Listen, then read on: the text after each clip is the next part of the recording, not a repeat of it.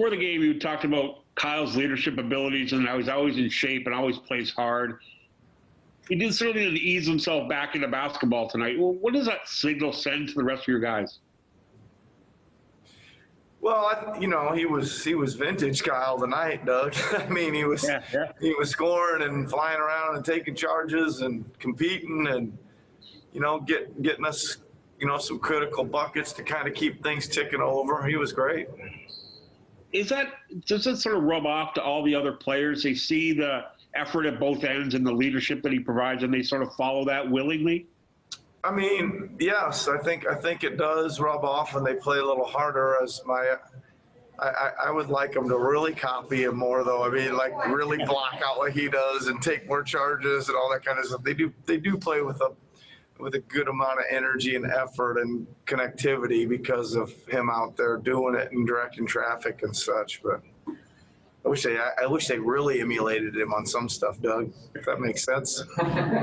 Your job would be easy then if that happened. Thanks, Nick. Appreciate it. Thank you. Going to go next to Josh Lewenberg from TSN.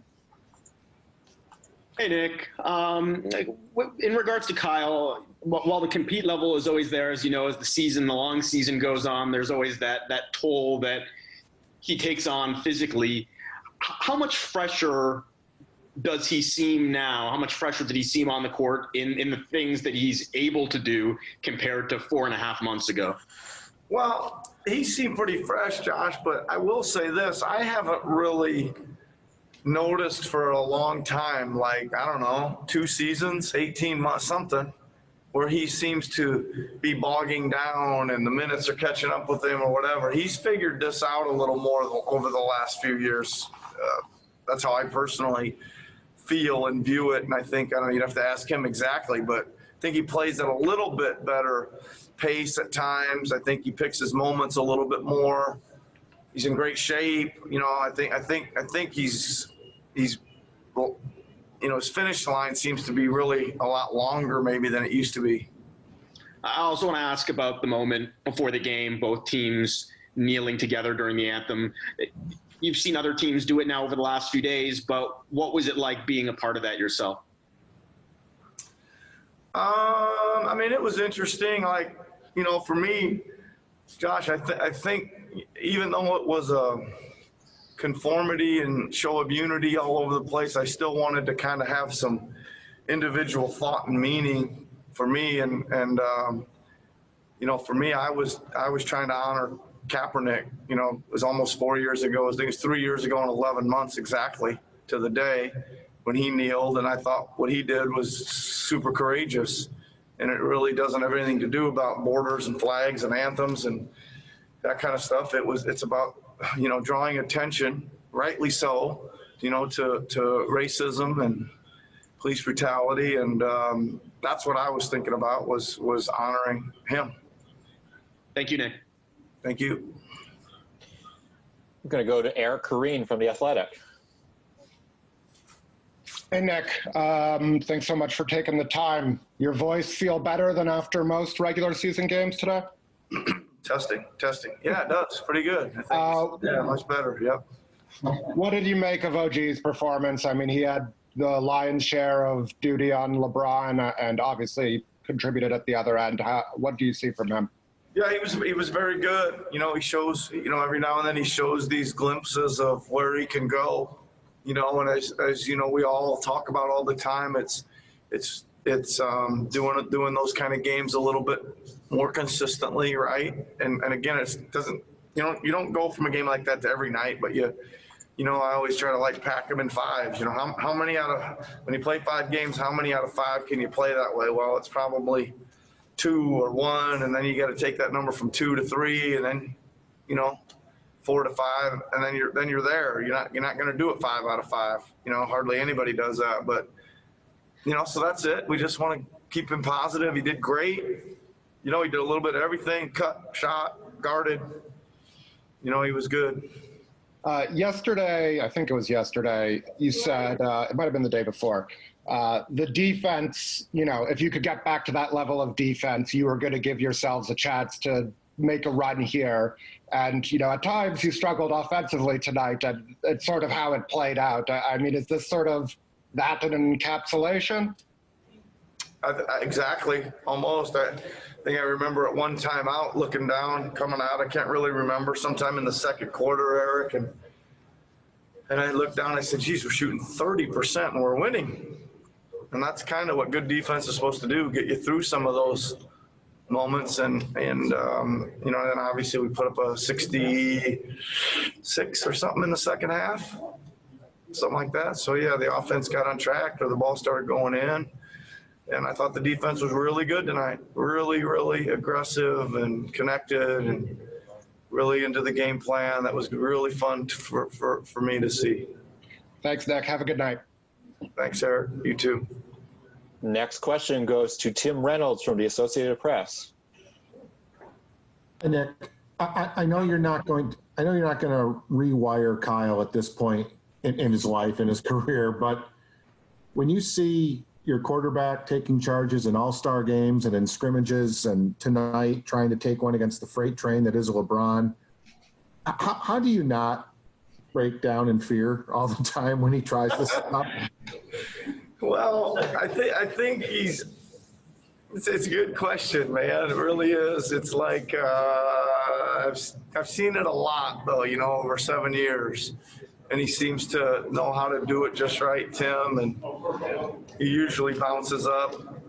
And tonight he had one that was this close on James, and I said to the ref, I said, "Come on, man, you got to give." You see that guy, the size of that guy coming down the lane. He's this close. You got to give him a charge just for standing in there, and that guy. But I couldn't convince him. And to follow up on the question you just asked about the defense, I know you couldn't practice at FGCU, obviously, but you have been together a little bit longer than everybody else. Is this one of the teams aren't holding people to 92 down here already. Do you feel like you might have gotten a little bit of head start on just? No, I don't really, Tim. I think to be honest with you, the reverse is probably true. I think. Well, I better be careful here. I think most teams were doing a good amount of scrimmaging, and our guys were scattered all over the place. So I don't think there was a head start at all. Thank you, sir. Thank you. Got time for 3 more questions. First one goes to Tim Bontemps from ESPN. Hey. Nick, I know you guys don't believe in statement games because you have proved yourselves already, but do you think that this reinforced the message you guys have been giving everyone all season, that you are back to defend your title again? Yeah, maybe, Tim. I don't think anybody's going to pay much attention. They don't ever seem to. So but it's okay. We just seriously, man, we love to play the games and we like to compete. We know we're tough to beat. We really do, and I think there's a ceiling we can get to yet. But it was we played hard. We played good D tonight. Thanks, sir. Well, Going to go next to Stephen Lung from Sportsnet. Hey, Nick. In regards to the way you use your rotation tonight, like obviously the top 7 got the brunt of the minutes, which was expected, but kind of like some of the other guys didn't get as much as we saw perhaps in the scrimmages. I was just wondering what is maybe Terrence Davis or Boucher need to do to perhaps get in a little more burn. I don't know, just circumstances, really. You know how I do it, Steven. I usually give them a shot at it, and if they look comfortable out there and they're having a good run, I'll let them go. Terrence Davis's first run was probably about 5 minutes. It just as easily could have been 15 or 16. You know how sometimes it just turns and something happens. It's not really any preconceived notions there, and just. It just didn't quite seem like the right moment to give Chris a shot. I mean, you can't really go that many guys. It's hard to go past 10. It's hard. 9's about right. So it's just going to matter, how the game's flowing. I think Rondé kind of got the call because of some foul trouble. It just looked like that would be the right matchup for Anthony Davis. Thanks a lot, Coach. You're welcome. And final question today goes to James Herbert from CBS. Hey, Nick. James? I wanted to ask about defense. This is, it's a different LeBron James-led team, but I was just wondering, does it still feel kind of similar preparing for this version? And you look back at other LeBron teams, and what is unique preparing to guard a LeBron-led offense compared to even other superstars, just the way that he kind of can control a game, the way that he thinks the game? Well, he can do everything, right? He can do everything, and they put him in every certain scenario. He posts, he handles in the pick and roll, he sets in the pick and roll. He brings it up the floor. He comes off of screen plays. I mean, he's involved in every type of action that's available, and that right there makes it unique. That he's does it all. So you get a lot of coverages to talk about, to go through all that stuff. But the real big thing is his passing. He's just such a great passer, and you can throw lots of schemes and lots of things at him, and he still usually finds the right guy, and he finds it with a 100-mile-an-hour fastball right where it's supposed to be, and it's pretty amazing. It's hard to get your defense to catch up with the speed of his passing and the accuracy of it.